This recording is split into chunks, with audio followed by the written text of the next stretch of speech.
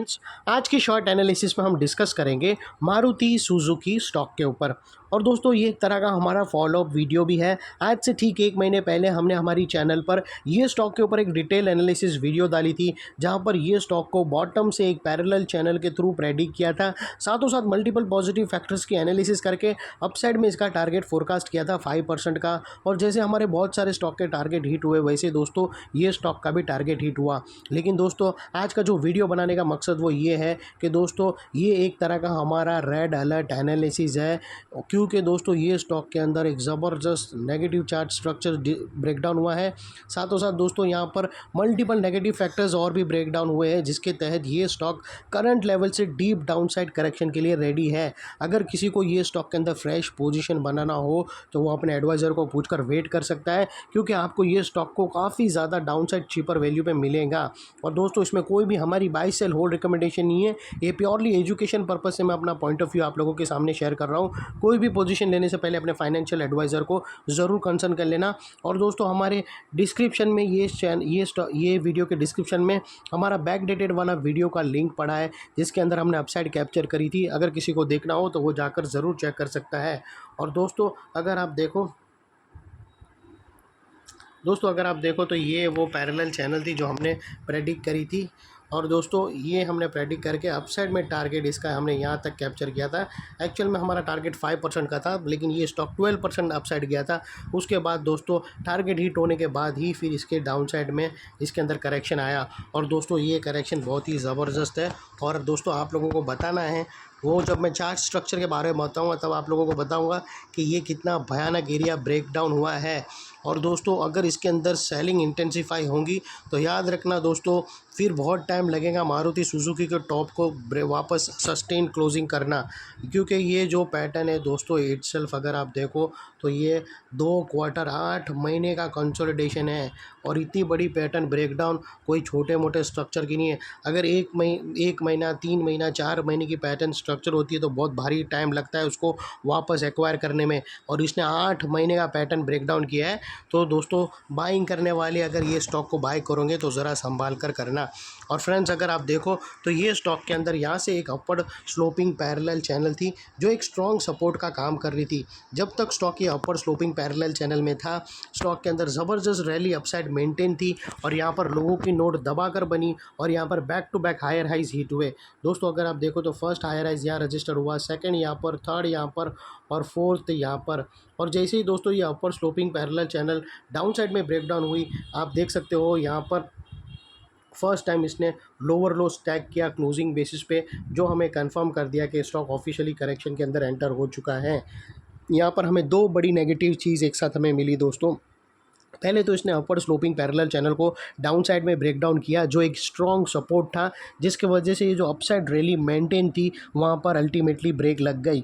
और सेकेंडली इसके अंदर जो कंटिन्यू हायर हाइज हीट हो रहे थे वो स्टॉप होके लोअर लोज में शिफ्ट हुए क्लोजिंग बेसिस पे, जो हमें कंफर्म करता है कि स्टॉक ऑफिशियली करेक्शन के अंदर एंटर हो चुका है। शॉर्ट टर्म वाले को यहाँ पर बाई साइड पे बिल्कुल नहीं खड़े रहना है, और यहाँ पर प्रॉफिट बुक करना अनिवार्य है। अपने एडवाइज़र को पूछकर कर सकते हो।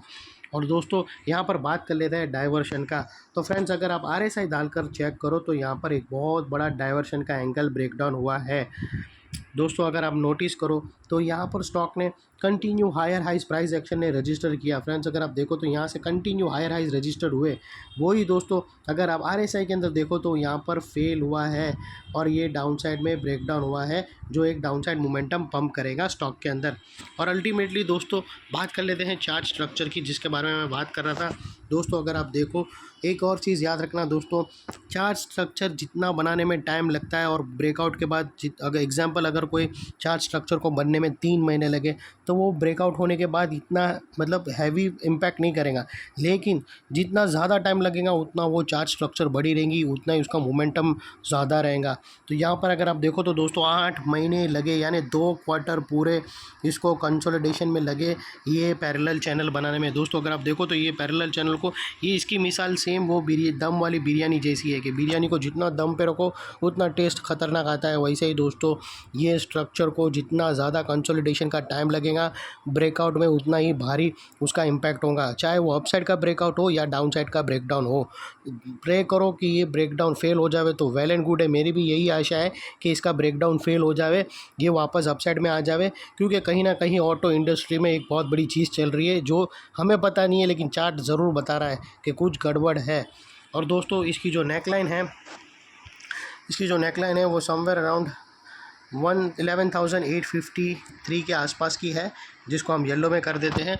और दोस्तों एग्जैक्टली नेकलाइन के पास यहाँ पर एक सपोर्ट भी था, ये सपोर्ट के उसको भी डाउन साइड में ब्रेक डाउन कर दिया है। और आप लोगों को एक और बताना है कि यहाँ पर भी दोस्तों एक सपोर्ट है, ये आखिरी सपोर्ट है, ये 11,100 यानी 11,112, ये जो ब्लू लाइन मार्क करी ये एक आखिरी सपोर्ट है। अगर स्टॉक को मोड़ना होगा तो यहाँ पर दोस्तों सपोर्ट लेकर साइडवे कंसोलिडेशन करके घूम सकता है, और ऐसा हो तो वेल एंड गुड है। अदरवाइज़ इसके नीचे क्लोजिंग 2 रेड कैंडल दे दी ब्लू लाइन के नीचे, तो फिर दोस्तों बहुत ही बड़ी डीप खाई है, और फिर ये स्टॉक को सीधा ले जाएंगी डाउन साइड में 9,883, यानी ये 5 साइड का जो फिगर है वो 4 साइड में शिफ्ट हो जाएगा। दोस्तों याद रखना बहुत बड़ा डीप डाउन साइड है। और दोस्तों याद रखना कि अगर ये जो ब्लू लाइन, और अगर दोस्तों इतना फॉल होने के बाद क्या है कि एक्चुअल में ये जो इतना फॉल आया है इसका RSI है वो काफ़ी हद तक ओवरसोल्ड हो चुका है। तो अगर दोस्तों ये ब्लू लाइन के पास अगर ये सपोर्ट लेकर फिर अपसाइड आता है और नेकलाइन को रीटेस्ट करता है यहाँ पर, और रीटेस्ट के टाइम पे यहाँ पर समझो रेंज बनाकर वापस वो रेंज को डाउन साइड में ब्रेक डाउन करता है, तो वो परफेक्ट लेवल रहेगा शॉर्ट सेलिंग का। यहाँ पर रिस्क टू रिवॉर्ड रेशियो भी अच्छा मिलेगा।